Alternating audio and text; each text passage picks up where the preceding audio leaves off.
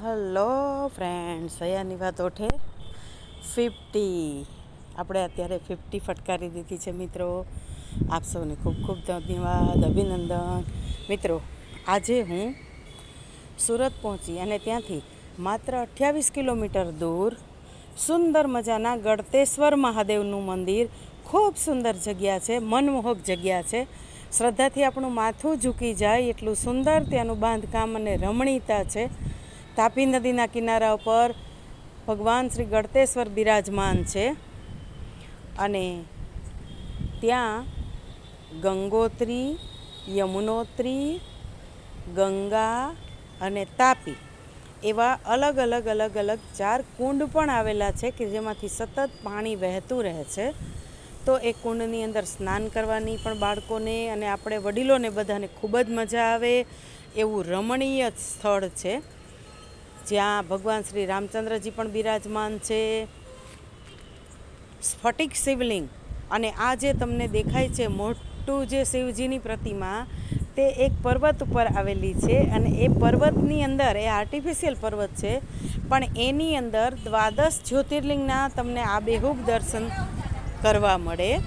અને આ 12 જ્યોતિર્લિંગની સાથે સાથે તેની અંદર એક સ્ફટિકના શિવલિંગ પણ છે. ખૂબ સુંદર અને આપણે કહેવાય ને કે આમ નયનરમ્ય દર્શન છે. પણ ત્યાં અંદર ફોટા પાડવાની મનાઈ છે, એટલે એના ફોટા આપણે લઈ શક્યા નથી. પરંતુ તે 12 જ્યોતિર્લિંગ અને સ્ફટિકમય શિવલિંગ, અમરનાથ, આ બધા જ શિવલિંગની અંદર ખૂબ સુંદર રીતે આબેહૂબ પ્રતિકૃતિઓમાં એની સ્થાપના કરવામાં આવી છે, જેના દર્શનનો લાહવો પણ મળ્યો. અને સાથે સાથે હું જેમની સાથે, એટલે કે મારી પુત્રવધુ, મારો પૌત્ર, એમના મમ્મી, નાની, અમે બધાએ ખૂબ ત્યાં દર્શન કર્યા. અને પછી પહેલાં જે કુંડ છે એની અંદર સ્નાન કરવાની પણ મજા માણી. મિત્રો, આ આપણા દેશની એક વિશિષ્ટતા છે કે લગભગ 15, 20 કે 25 કિલોમીટરના અંતરે ક્યાંય ને ક્યાંય આવી રીતે કોઈ પણ ભગવાન બિરાજમાન છે અને ત્યાં આવી રીતના હજારો અને લાખોની સંખ્યામાં લોકો આવે છે, દર્શનાર્થે આવે છે અને શ્રદ્ધાથી માથું ટેકવે છે. અને સાથે સાથે ત્યાં બીજી બધી જ જાતની સુવિધાઓ છે. એક મોટો ગાર્ડન પણ છે કે જ્યાં આપણે બાળકોની સાથે બેસી શકીએ, બાળકો પણ ત્યાં એની ક્રીડાંગણની મજા માણી શકે. અને આ તમે જોઈ રહ્યા છો એ 4 કુંડ, ગંગોત્રી, યમુનોત્રી, ગંગા અને તાપી, 4 કુંડમાંથી પાણી પસાર થઈ આ પાણી સતત વહેતું રહે છે. નીટ એન્ડ ક્લીન, કોઈ પણ જાતનું ક્લોરીન કે કોઈ પણ જાતની બીજી વસ્તુ ઉમેરેલી નહીં અને નીટ એન્ડ ક્લીન પાણી જે વરસાદની નદીમાં વહેતું હોય એ જ પાણી આની અંદર વહેતું રહે છે. અને અસંખ્ય પ્રવાસીઓ ત્યાં પધારેલા હતા, પણ છતાંય ક્યાંય કોઈ જાતની ભીડ ન લાગે, કારણ કે ખૂબ વિશાળ જગ્યા છે. અને મારો અનુરોધ છે કે એક વખત આ જગ્યાએ જવા જેવું છે.